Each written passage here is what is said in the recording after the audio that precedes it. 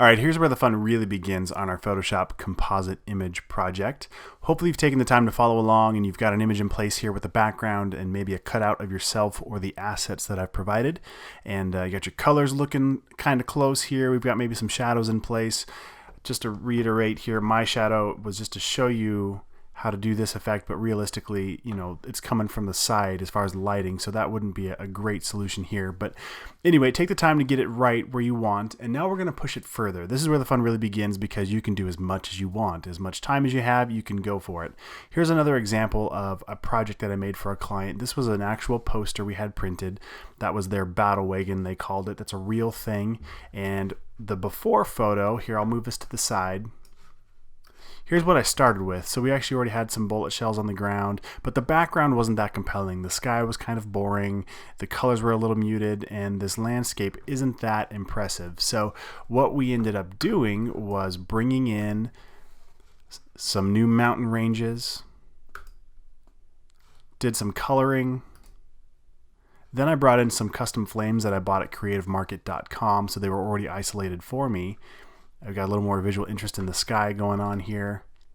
Then I brought back in the battle wagon here, and you can see where selections really play a huge part in selling this. I actually had to cut through the glass, but you'll see now we've got this blue overshadow here, or this blue coloring, and I had to cut out right here where the bumper is. That was see-through, so the flames show through. So there's a lot of attention to detail, and even the reflection on the roof to make it look kind of real.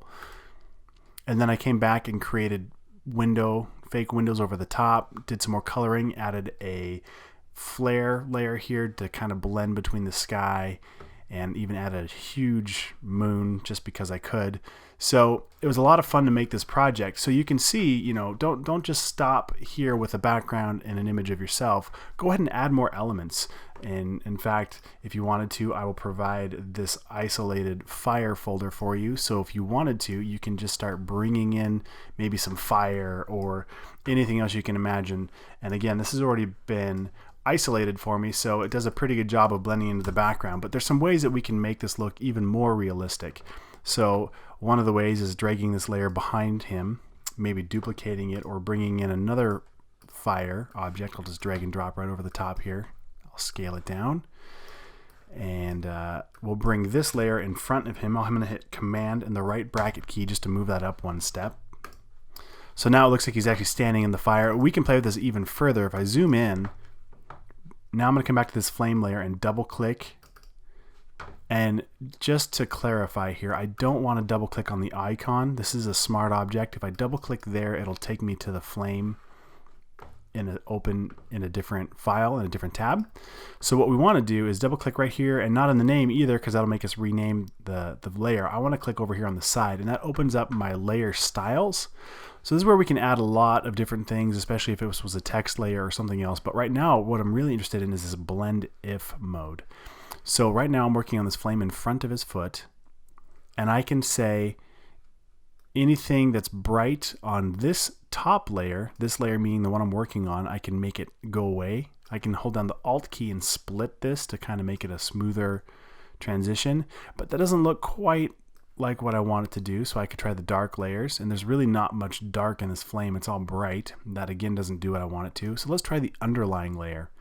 I'll start dragging this back. So now anything with a light tone will start to show through. So some of those flames and the flame behind now start to peek through a little bit, and that way it looks like they're blending together. And I'll hold down the Alt key and I'll drag right from the dark layers, and now his shoe kind of starts to come back, and it's just a subtle effect, just enough to know that it's still there, but the flames are in front of it. So this is a really great trick to start blending layers together. So I'll hit OK and come back. So you could really push this a lot further. Another thing that we can do to sell this, again, our light source is from the left. So we could use the dodge and burn tools. I'm going to click once on this layer, and I'm going to rename it. So I'll just double click in here, and I'll call this original for now. Really, it's not the original. We've already done some coloring to it, but it's as close to the original as I have. I'm going to hit Command J to duplicate it. I'm going to come over here and grab my dodge and burn tools. So the dodge tool and the burn tool, basically what they do, let's look at that. Let's look at the dodge tool first. Right now I'm working on the mid-tones range. My exposure is at 50%, and now as I paint over this layer, it actually exposes it and makes it brighter. So I could come along this left edge here, or any highlights that I want to really make pop, whether it's on his face, and I can paint with mid-tone exposure at 50% and basically brightening it up. So we're essentially painting with light, and that's one of the biggest fundamental keys when you're doing Photoshop composite images and you see some of those really extreme HDR merge types of things. A lot of times it's just painting with light or dark, and I can turn this off and see where I've painted. Another way to work is I could turn that layer off. Let's duplicate this original layer again, and I could grab my layers, or I'm sorry, my levels, Command L, and I could just come in here and really crank up the details this way. And I'll use a layer mask. I'll click on this layer mask. If I click right now, nothing happens. It just adds a mask to be filled.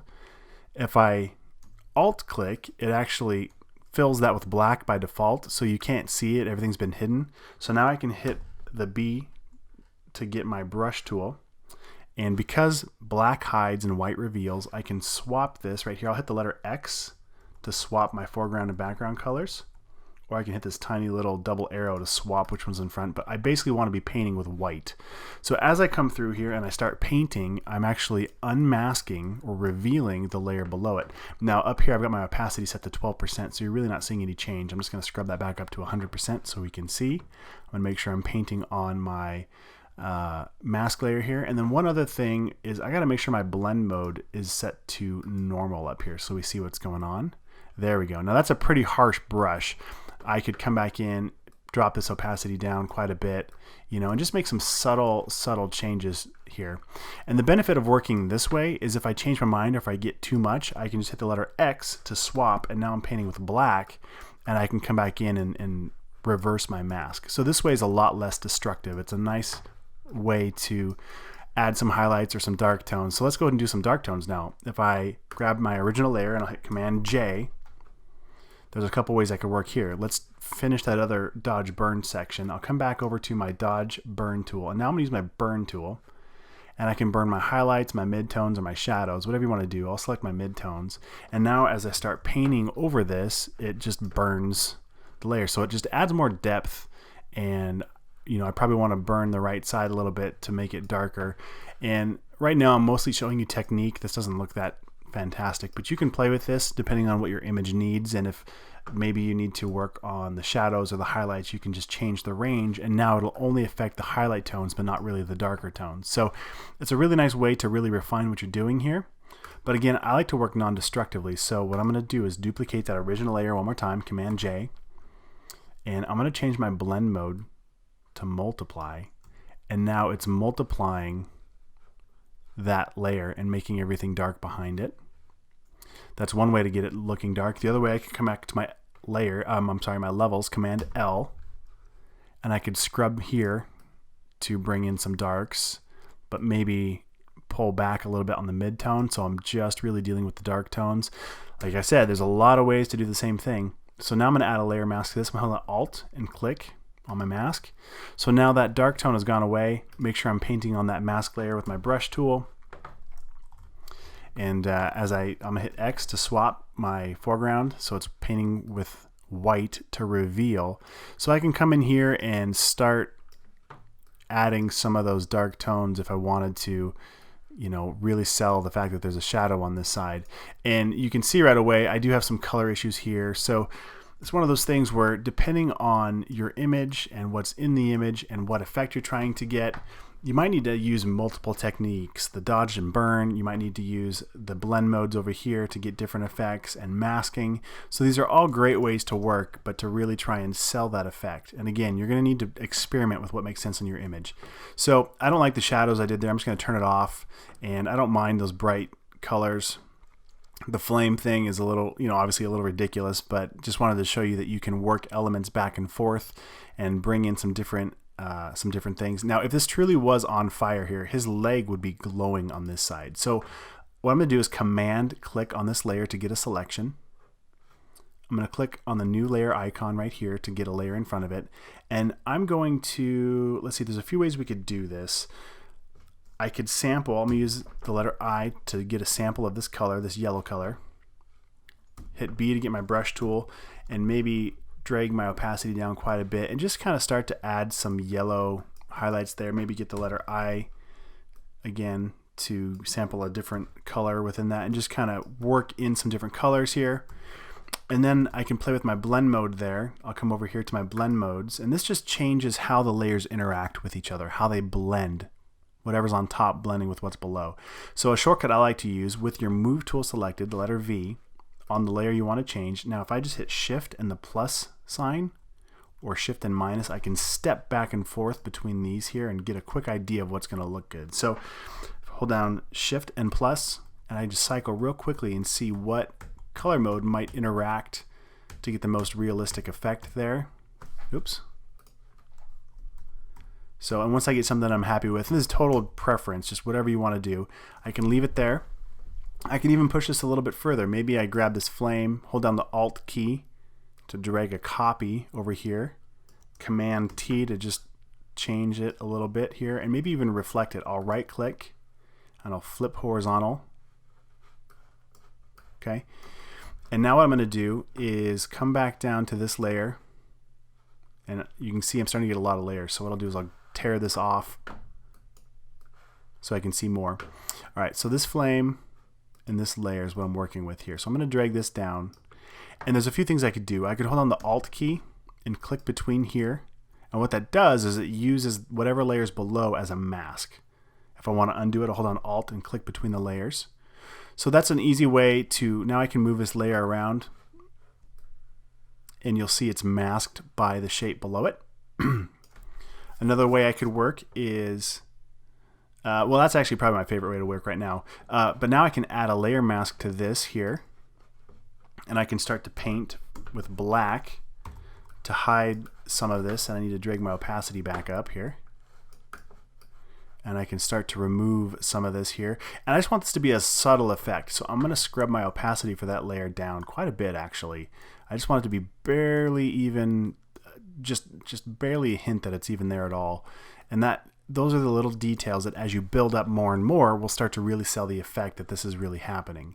So play with that, whether it's flames or putting it in a different environment. Get that where you want it to go. Use your dodge and burn tools. And now what we want to do is try and bring all of this into one cohesive image. So ways to do that. Now we want to affect this entire image. We did some of that with the color correcting, but now we're going to look at adjustment layers. So let's go ahead and come down here to this little icon. We'll click once on it. And let's start with the photo filter adjustment layer. I'll click once on that, and it adds it right above whatever layer I had selected. And you'll notice, so it affects the background image, but it doesn't do anything to my flames or to the guy standing here. So what I'm going to do is drag this adjustment layer all the way to the top, and now it'll affect everything down below it. And if I toggle this on and off real quick, it's a pretty subtle difference, but it does affect the coloring of the image, and it starts to make it feel more cohesive. If I double click on that, I can see I have some different mask options. If I double click on the camera, it brings me over to the properties of that adjustment layer. So I can change to different filters, some different presets, and you'll see they all have different effects on the image. So what I like to do is probably leave this on this yellow or maybe the warming filter just to get a subtle effect here. Let's add another adjustment layer. This time I'm going to do the hue saturation. And there's some different presets, some different things you can play with. You can work on the saturation to really pull out some of the colors. If you pull it too far, it turns it into a black and white image. Too far the other direction and it really starts to look terrible. So play with that a little bit, maybe bump it down just a touch. You can work with the overall lightness of the image. But you'll notice it's affecting everything, every layer. And what this will help do for your image is make it feel like the photo is taken at the same place at the same time. Or we can jump over here to the preset. I like the old style, and that helps really make it feel like it's part of the same image. Now this is a little bit too far. It's probably because I've got this photo filter here. If I turn that off, you'll notice it brings back a little bit of that, and you just need to play with it. Maybe grab this layer and drop the opacity just a touch so it's affecting the layer but not completely, not at 100% strength. And that'll help just all these little details as you build them up really sell the image. So now that you've done that, go ahead and push this as far as you want and make sure you save along the way as you go. And the other thing we can do here, let me jump real quick into that nerd poster I made, is you can add layers to the very top of this. So right now I've got this effect. It's very, very subtle, but it's a little burst image. Let me show you. I've got it locked. So I'll unlock this layer, turn my opacity all the way up and my fill all the way up. And you see I've got a blend mode again set to overlay. So it overlays the color on top of the layers below it. But change it back to normal. You see it's basically a gradient, like a radial solar flare. And the whole reason that this is on this image, let me change it back to overlay, drop down my fill and my opacity. And you can see it's super, super subtle effect. But what it helps do is color all of it. If I turn it back off, you can see not all the coloring on these people look quite right with the background. So by putting this over the top of it, it really helps darken this top right area, but brighten this like there was one unified light source. So that's basically what we're doing with this layer, is creating a light source now that helps the whole image look unified. These adjustment layers over here, these help the coloring look consistent. And now we want to bring the light source from one spot. So there's a lot of ways to do this. I just happen to use this solar flare thing. So I'm going to drag and drop this over the top of everything in this new image here. Command T to scale it up and resize it where it needs to be. And as I scale it, you can kind of see those lens flares coming, but it almost works out perfect for where the light source in this factory is coming from. So I'm going to scale it to get it pretty close. I'll hit return. And now it made my overall image pretty dark. So there's a few things I can do. I can just drag the opacity down, or I'm going to come back over here with my move tool selected, hold on Shift and plus to cycle through some different effects here. Some of these are more believable than others. Some of these are totally unusable. This pin light might be nice if you're really wanting to keep that solar flare effect. But again, every image is different. So just cycle through and see what effect gives you the best results on your image. And right now it's looking like, the other thing I got to look at too is what it's doing to his face, right? So it's looking like lighten might be a good solution. That one's not bad. Color dodge. What's this one? Linear dodge. So just play with it, see what works best. And then again, back off your settings just a little bit so it's not such an overkill effect. And it's all these subtleties that add up to create a really compelling composite image. So good luck with that. Go ahead and press on, get your image just how you like it. Be sure you save along the way. And in the next lesson, we'll take a quick look at exporting what we've completed.